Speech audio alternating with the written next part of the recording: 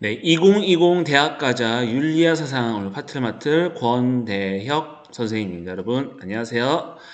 네, 마찬가지로 오늘 첫 시간이 아니라 네 번째 시간 또 명언 하나 읽고 시작하겠습니다. 오 마이 갓 뭘까요, 여러분?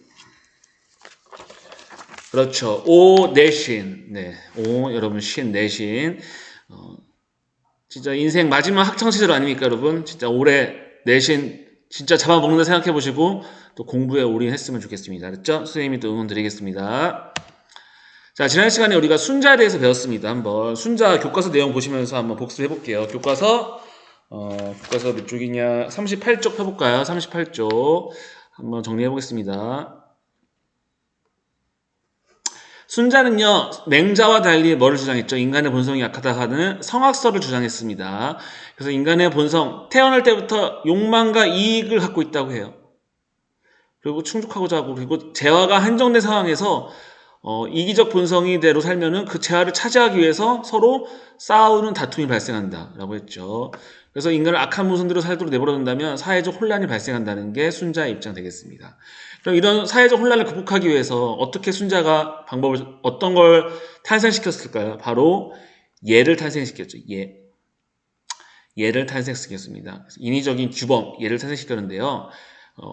예를 배워서 인간의 본성을 인위적으로 교화할 수 있다. 바로 화성기위를 또 이렇게 또 주장했습니다. 화성기위를 또 주장했다고요. 그리고 예를 바탕으로 국가를 다스리자라는 그 순자의 정치관, 예치를 주장했습니다. 예의 또 세 가지 기능을 얘기했습니다. 국가를 다스릴 때 귀천과 상하를 구분할 수 있다. 위아래를 확실히 구분할 수 있다. 그리고 두 번째, 타고난 신분보다는 덕과 능력을 갖춘 사람이 높은 관직과 사회적 지위를 차지해야 한다. 두 번째 기능. 그리고 사람들이 자신의 몫을 추구하도록 예에 따라 분배해야 한다는 게 또 예의 세 번째 기능 되겠습니다. 그래서 여러분 예 기능 기억하시고요. 그래서 순자, 우리가 유교의 세 명의 학자가 있어요. 공자, 맹자, 순자에 대해서 배웠고요. 이제 도가사상을 배워볼 거예요. 도가사상에서는 노자와 장자가 있는데요. 노자를 한번 배워보겠습니다. 교과서 72쪽 볼까요? 72쪽. 그리고 여러분 필기할 준비하시고요. 다시 말하지만 필기는요, 다음날에 올려도 되고요. 그 해당하는 주 일요일까지 올리셔도 됩니다. 알았죠? 네. 노자에서 또 배워보겠습니다. 노자는요, 2017년, 2018년 수능 기출이 나왔습니다. 어떤 게 나왔는지 볼까요? 무위에 대해서 나왔습니다. 무위. 두 번째는 상선약수에 대해서 나왔습니다. 그래서 무위, 상선약수. 꼭 기억하시고요. 자, 여러분 이상형 어떤가요, 여러분? 네, 여러분 지금 뭐 마음속에 좋아하는 뭐 여성분들도 있을 테고, 아니면 뭐 없으시는 분도 있겠지만, 지금 한번 이상형을 둘 중에서 한번 골라볼까요, 여러분? 나와 만났을 때 막 쌩얼로 만나는 여자친구가 좋나요? 아니면 막 화장하고 뭔가 이렇게 좀 뭔가 더 꾸미려고 하는 친구를 만나는 게 좋나요? 네, 노자는요, 쌩얼인 여자분을 더 좋아한다고 합니다. 예. 뭔가 꾸미지 않고 인위적이지 않고 자연스러운 뭔가 여자분을 좋아한다고 하고요. 여러분 막 자기 있는 모습을 안 보여주려고 감추려고 하고 뭔가 드러내지 않으려고 하는 내숭 있는 여자가 좋은 거야? 아니면은 막 처음부터 자기 있는 모습을 자연스럽게 보여주는 아주 솔직하고 털털하고 그런 여자가 좋은가요, 여러분? 네, 노자는 솔직하고 뭔가 자연스러운 그런 모습이 있는 여자를 더 좋아한다고 합니다. 네. 자, 이 사진 보면 기분이 어떤가요, 여러분? 그쵸, 마음이 뭔가 편안하죠. 이 한적한 숲속 안에서 코끼리 한 마리가 유유히 이렇게 앞으로 걸어가고 있는데 아무 방해물 없이. 네. 이 사진만 봐서도 여러분들 오늘 사상의 특징, 노자의 특징을 알 수가 있습니다. 자, 이제 도와 덕에 대해서 한번 배워보겠습니다. 공자는 인을 강조했죠. 근데 노자는요, 도와 덕을 주장했습니다. 한번 알아볼게요. 도의 의미 볼까요? 천지 만물을 낳는 근원을 바로 도라고 합니다. 천지 만물을 낳는 근원. 이 숲속에 다양한 만물이 있을 거 아니에요. 나무도 있고, 뭐 돌멩이도 있고, 새도 있고, 뭐 사슴도 있고. 근데 이 모든 것들이 도를 통해서 나눈다고 합니다. 이제 이 모든 게 다 도의 근원인 거예요. 이제 근원이다. 그리고 자연을 생성하고 운행하는 원리가 바로 도다. 여기 있는 나무, 뭐 꽃, 돌멩이, 물 모두가 운행하고 생성하는 원리가 바로 도라는 거 기억하시면 됩니다. 도. 자, 근데 이 도에 법칙이 있대요, 여러분. 법칙은 바로 반 되겠습니다. 반, 도의 법칙은 반이다. 반의 의미 한번 볼까요? 만물이 극에 달하면은 처음의 상태로 다시 돌아간다. 만물이 극에 달하면 처음의 상태로 돌아간다는 게 바로 도의 법칙이에요. 뭐 이해하기 쉽게 하면은 1부터 10이 있어요. 1의 정반대 극이 뭔가요, 여러분? 그쵸, 10이죠. 10의 정반대 극은 뭔가요? 1이죠. 네. 결국 모든 것들이 이 극에 달하면은 다시 처음의 상태로 돌아간다는 거예요. 네. 뭐 알파벳 A가 있으면은 끝에는 뭐 Z겠죠. A가 Z로 돌아가는데 결국엔 또 다시 또 L로 돌아간다는 게 또 의미가 되겠습니다. 그래서 이런 문장이 있어요, 여러분. 억지로 하지 않으니까 안 되는 것이 없다. 결국에는 다 원래 상태로 돌아오니까 안 되는 것이 없다라는 게 이런 문장 되겠습니다. 억지로 하지 않으니까 안 되는 것이 없다.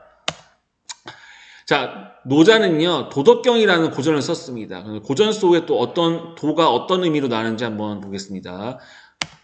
도는 천지의 시초이며 만물의 어머니다. 천지 만물의 시초, 아까 말했죠. 근원이다. 모든 만물의 생성하는 원리고 근원이고 이렇게 문장에서 알 수 있고요. 사람은 땅을 본받고 땅은 하늘을 본받고 하늘은 도를 본받고 도는 자연을 본받는다. 예, 그래서 이 말은 뭐 도랑 자연은 뗄래야 뗄 수 없는 관계를 말하는 거예요. 여러분 그 수능 지문에만 이런 문장이 나오면은 노자라는 걸 꼭 기억하시기 바랍니다. 그렇죠? 고전 속에 나타난 도. 자, 이제 도를 주장했으니까 덕을 주장했어요, 여러분. 덕의 한번 의미를 읽어보겠습니다. 도의 원리에 따라 인간이 가지고 태어나는 어린아이와 같이 순박한 자연의 덕을 바로 덕이라 되겠습니다. 덕. 도의 원리에 따라 인간이 가지고 태어나는 어린아이와 같이 순박한 자연의 덕. 이게 무슨 말인지 좀 약간 이해가 안 가지죠. 선생님이 그냥 간단하게 그냥 설명해 볼게요. 이해하기 쉽게. 도가 있어요. 아까 방금 도가였죠. 근데 도에서 이 도의 원리를 통해서 덕이 생기는 거예요. 근데 이 덕은 바로 인간이 갖고 있는 거예요. 도 눈에 보일까요, 여러분? 눈에 안 보입니다. 만질 수도 없고 어떻게 눈에 보이지도 않아요. 하지만 이 도의 원리에 따라 덕이 생기면 이 덕은 눈에 보여요. 이 눈에 보이는 게 누구한테 간다? 바로 인간이 갖고 있다. 이 덕이. 그래서 인간은 눈으로 보이는 행동을 할 수 있다. 뭐 자연스럽게 행동하고 이 어린아이 같이 순수하게 행동하고 순박하게 행동하고. 왜냐하면 이 도의 원리에 따라 갖고 있는 덕을 인간이 가지고 있기 때문에 그렇게 행동으로 눈에 보이게 행동할 수 있다는 게 이 덕의 의미가 되겠습니다. 알았죠? 예. 그러니까 도의 원리에 따라 인간이 가지고 태어나는 어린아이의 순박한 자연의 덕. 도가 있어 처음에. 근데 이 도가 도의 원리 따라 덕이 탄생해. 덕은 결국 누가 갖고 있다? 인간이 갖고 있는 거예요. 그래서 인간이 덕은 눈에 보이기 때문에 눈에 보이는 행동을 한다. 그 행동은 어떻다? 뭔가 꾸미지 않고 자연스럽고 어린아이 같이 순박한 그런 행동을 할 수 있다라는 거를 기억하시기 바랍니다. 그렇죠? 그럼 도대체 그 사회시대가 왜 혼란스러울까요? 혼란스러웠던 원인을 보면요. 첫 번째 그릇된 가치관 그리고 인위적인 사회제도인 거예요. 뭔가 규칙, 법 다 인간들이 만든 것들인 거죠. 인위적으로. 네. 이것 때문에 사람들이 힘들어하는 거예요. 여기 또 남학생이 있어요, 여러분. 근데 엄마가 규칙을 정한 거예요. 아침 7시에 일어나, 밥은 뭐 10시에 먹어야 돼, 학원 9시, 다음 12시에 가야 돼, 잠은 10시에 자야 돼, 뭐 해야 돼, 규칙을 정해. 하지만 이 인위적인 규칙들이 이 아이한테 스트레스인 거죠. 그래서 나중에는 참다 못해 폭발하는 거예요, 이제. 두 번째, 그 유교의 덕목들 있죠. 이런 건 다 인위적인 거예요. 인위적. 예를 들어서 뭐 인, 의, 예. 우리 앞에 뭐 공자, 맹자 때 배웠던 것들이죠. 이런 것들 다 인위적이다. 뭐 그건 다 꾸미고 가식적인 거, 다 뭔가 좀 강제적인 거다. 그래서 인위적인 거라서 이런 거에서 강해서 사회에서 혼란스러운 원인을 노자가 얘기했습니다. 자, 그럼 이런 혼란스러운 사회를 해결하기 위해서 노자는 어떤 인간관을 갖고 해결할지 한번 볼까요? 예, 엄마와 딸이 아주 숲속에서 행복하게 놀고 있는데요. 자, 무위자연을 주장했습니다. 무위자연. 사람의 힘이 더해지지 않고 자연의 흐름에 따라 살아가는 것을 바로 무위자연이라고 했습니다. 무위자연. 예, 그 무위의 반대는 뭘까요? 아까 말한 그렇죠. 인이 되겠죠.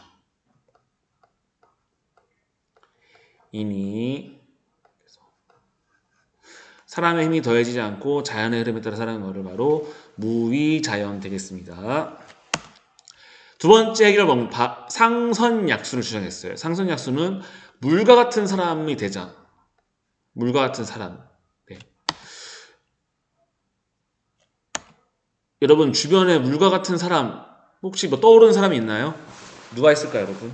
네.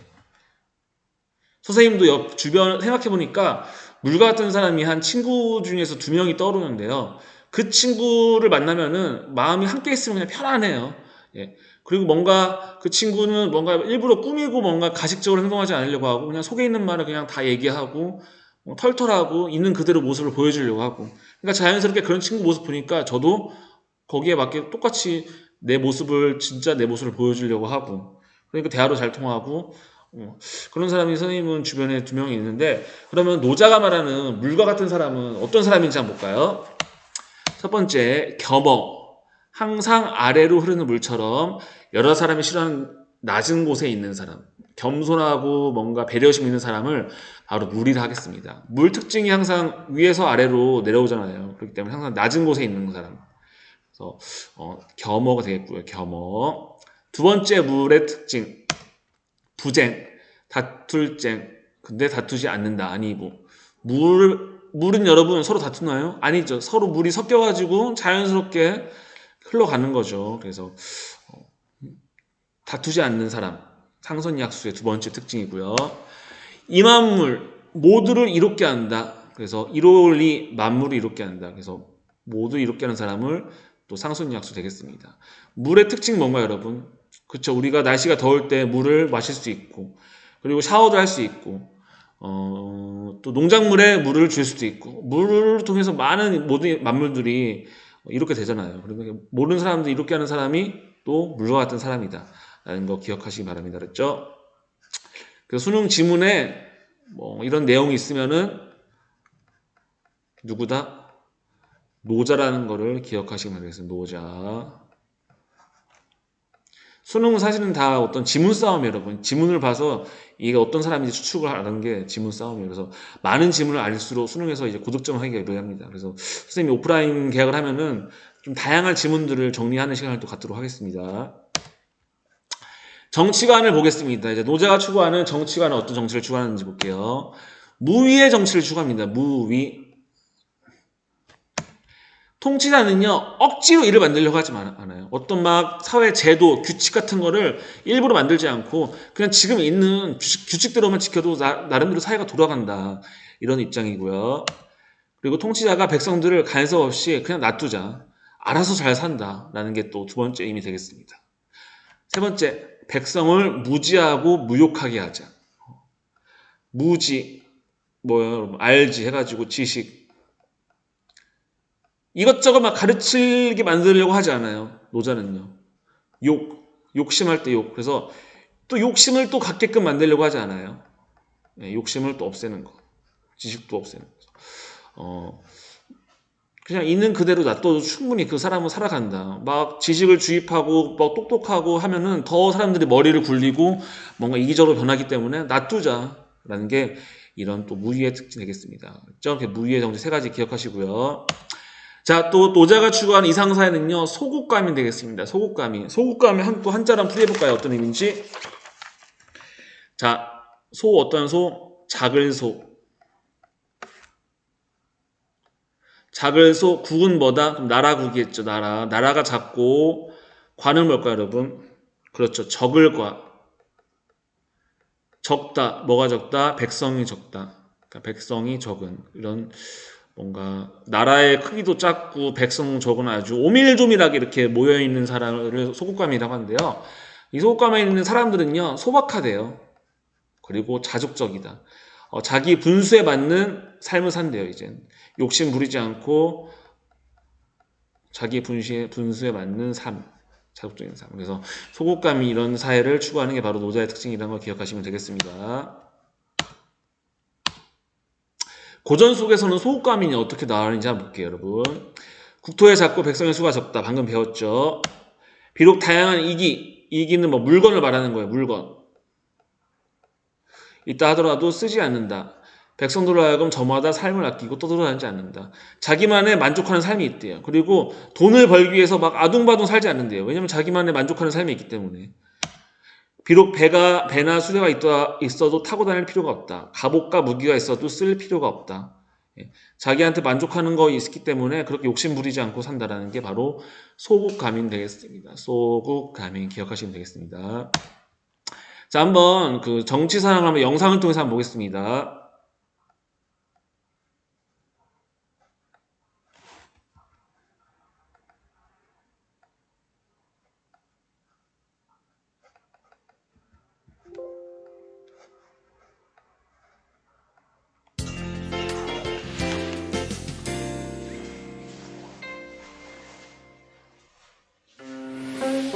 가장 이상적인 다스림이란 무엇일까? 노자는 큰 나라를 다스리는 것은 작은 생선을 굽는 것과 같다고 이야기했다. 작은 생선을 맛있게 구우려면 많은 주의가 필요하다. 크기가 작아서 강한 불로 구우면 생선이 부스러지기가 쉽다. 또한 불판 위의 생선을 자주 건드리거나 뒤집게 되면 생선의 모양이 모두 망가진다. 결국 작은 생선을 잘 굽는다는 것은 생선의 모양이 망가지지 않도록 하는 것이다. 그렇다면 생선의 모양이 망가지지 않도록 하려면 어떻게 구워야 하는 것일까? 뛰어난 요리사는 너무 빠르지도 않고 너무 느리지도 않게 한 번만 생선을 뒤집어서 먹기 좋게 구워낸다. 그러면 생선도 바스라지지 않고 제 모습을 유지할 수 있다. 결국 작은 생선을 잘 굽는 최선의 방법은 생선이 잘 구워질 때까지 자주 간섭을 하지 않는 것이다. 큰 나라를 다스리는 것은 작은 생선을 굽는 것과 같다. 모든 사람들이 자신의 자연적인 본성에 따르는 삶을 살기 위해서는 인위적인 제도나 규범을 가지고 나라를 다스려서는 안 된다. 이것이 곧 노자가 강조한 무의의 다스림이다. 노자가 주장한 무의의 정치는 통치자의 인위적인 조작이 없는 정치이다. 즉, 통치자가 제도나 규범으로 나라를 다스리지 않는다면 백성들은 스스로 자연적 본성에 따라 바르게 살아갈 수 있다는 것이다. 네, 노자에 대해서 오늘 배웠습니다, 여러분.